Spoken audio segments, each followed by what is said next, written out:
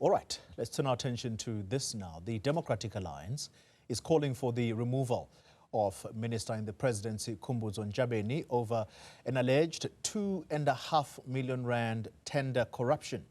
It follows an investigation by the Hawks into her conduct during her time as Ba-Phalaborwa Municipal Manager.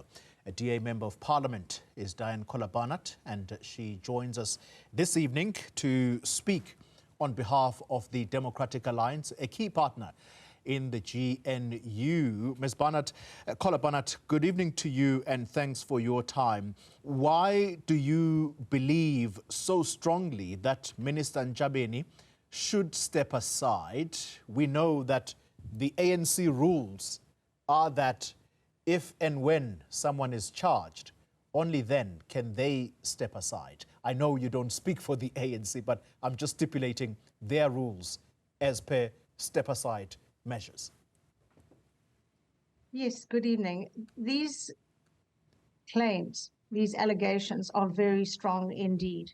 And the Hawks have wrapped up their case. It's sitting with the NPA as we speak. And one would have imagined that the president should have known about this, should have known about the investigation before appointing the minister. So he's landed himself in this issue. And if you look at the fine print, the applications for this tender opened 23rd of June 2009, closed 30th of June. 5 applicants submitted bids, but suddenly, out of the blue, an entity called Makwande Chartered Accountants was given the tender as a preferred provider, having not applied. And the costs then ballooned from 584,000 to 2.3 million. Now, the Auditor General was absolutely scathing, and in a subsequent judgment by the High Court, said the tender process was irregular and detrimental to the fairness and efficiency. And the Judge Gerrit Muller of the High Court, referred to it as the tender process is repugnant and devastating. And he referred the matter to the Hawks and the NPA. So this has been a long process. It's not a sudden process in retaliation to anything. It's a long, involved process that has been going on and is now at a level where charges will be appearing any day. Really, the AG report into the financial year questioned her leadership of the municipality as the municipal manager and responsible accounting officer. In addition to this, the report alleges the minister did not take the necessary steps to prevent unauthorized, irregular, fruitless and wasteful expenditure. That was the 2.5 million. So really, is that someone you want as a spokesperson for Parliament, the person in the presidency who is responsible for the State Security Agency, appears before the JSCI, the Joint Standing Committee on Intelligence, when she has the time, because she's stretched incredibly thinly, dealing with many other portfolios and so many responsibilities. This is a person who's very close to the president, and I just think he has got himself in a very bad position, and he'd better get himself out of it pretty quickly. Very interesting developments as we were leading up to this discussion between you and I. The president addressing the World Economic Forum gathered in Davos, Switzerland, and when he was asked the question as to give 3 reasons why investors should pour money into South Africa, part of it, or part of his answer, was that matters of governance, whether you talk corruption, those are being addressed, and in a way giving reassurance that corruption is being dealt with. Do you believe that he indeed is to be taken at his word, or you think that he's paying lip service to it? I fear I want to say he's paying lip service. We've got so many situations where people think about it. The last Speaker of the National Assembly, look where she is today, in court. The past Mayor of eThekwini, in court. Zizi Kodwa, where is he?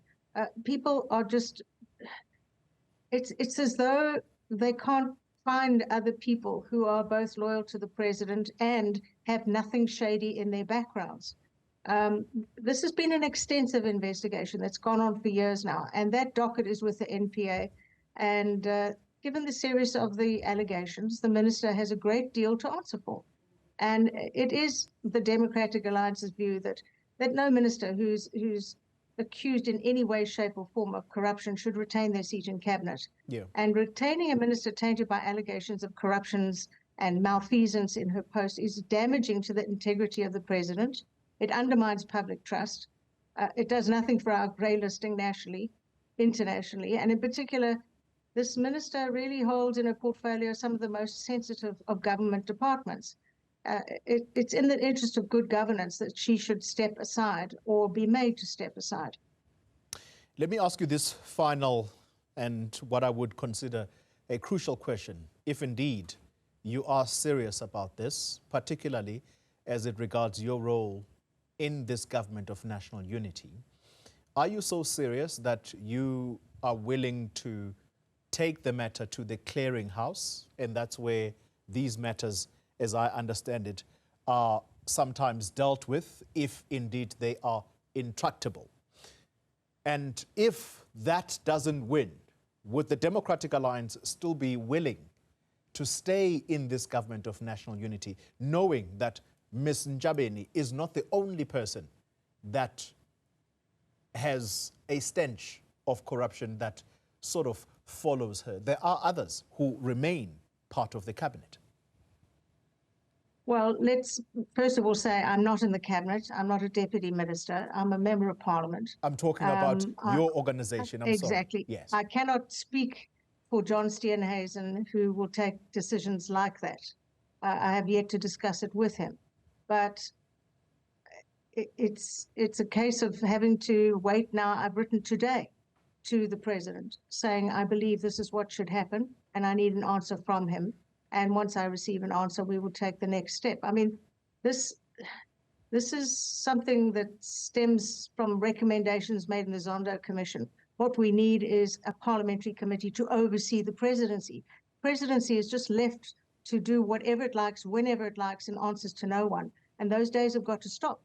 This would never have happened. This position would never have been filled by this person had there been a committee overseeing appointments, etc.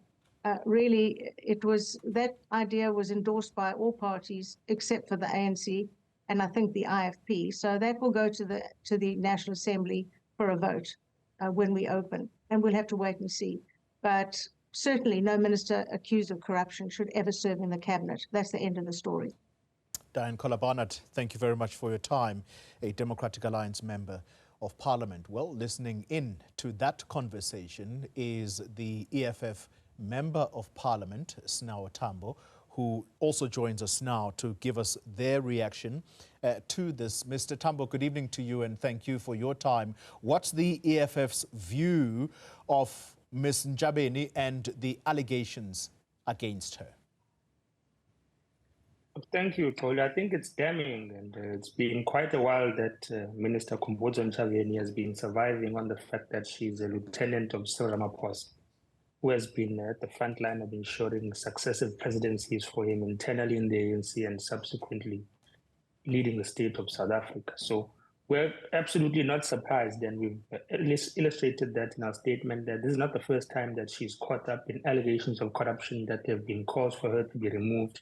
And yet Cyril Ramaphosa has done nothing about that. And it's testament to the fact that the so-called claims of renewal within the ANC and the so-called cleaning up of government by Cyril Ramaphosa is nothing but a lip service. I mean, clearly she's part of what we characterize as the earliest problems that characterize local government in South Africa, where municipal managers and officials are the law unto themselves.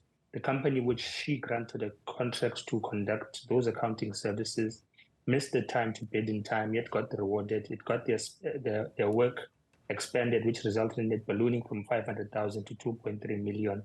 And she's been at the center of that. And that is what characterizes local government today, almost 10 years later. And she's part of behavior that should be uprooted at local government, including the fact that we continue to rely on consultants. So Ntshavheni must be removed. She must, if she had any sort of conscience within her, she'd step aside willingly, because she currently sits as a minister in the presidency in charge of the State Security Agency, in charge of a war chest, which is what has been described as a war chest in the past in terms of the slush fund of the SSA. And with these allegations, she doesn't have the integrity to occupy those positions. What steps is the EFF willing to follow if, let's say, the president does take his time? Because I think he is a man who, as he likes to put it, apply his mind to a matter or be given space, I think is usually the wording around it. You would have seen previously two ministers swapping roles instead of a minister being told to leave office. And I'm talking here about Thembi Simelane, when allegations of a similar nature started swirling around her. What is it that the EFF thinks it can do in order to have people who are accused of corruption dealt with and dealt with properly? Look, I think the first thing we need to do is to review the appointing powers of the President of South Africa in terms of how he has so much power to appoint people who head investigative and legal institutions in South Africa. He has the basically unilateral powers to appoint the public protector, practically unilateral powers to appoint the judge of the Constitutional Court, practically unilateral powers to appoint the head of the National Prosecuting Authority. And I think this is part and parcel of the reason why those who are his allies in the ANC feel so emboldened in committing acts of corruption, and yet they will not be removed because they are lieutenants of someone who appoints everyone who's supposed to hold everyone accountable and investigate them as law enforcement agencies. So the Limpopo High Court has already described this tender awarding process by Khumbudzo Ntshavheni as something that is devastating and repugnant. And they're the ones who referred this to the Hawks, and the Hawks have done the investigations now, which we think was too lengthy, over 4 years, and handed it over to the NPA. So I think something that we're going to do now is observe keenly whether the NPA is going to refuse to prosecute, whether they're going to prosecute, and then take it further and possibly explore a process of private prosecution, because it seems like people like Khumbudzo Ntshavheni, Stella Abrahams, Gwede Mantashe, are immune to law enforcement agencies in South Africa, whether they are investigated by institutions such as the State of Capture Report, whether they are found guilty by courts of law, whether they're implicated by forensic reports or Auditor General reports. Nothing ever happens to them, and they're promoted or shifted around, as you're saying. It happened with Thembi Nkadibengo, Simelane rather. So we're going to observe the process of the NPA, whether they're going to prosecute, and then take the necessary steps moving forward. But people of South Africa must observe keenly that those who are loyal or regarded as loyal lieutenants of Cyril Ramaphosa are immune from scrutiny and immune from law enforcement agencies and repercussions for corrupt acts. Would you advocate for those same repercussions on Thembi Simelane, the person that we have just spoken about?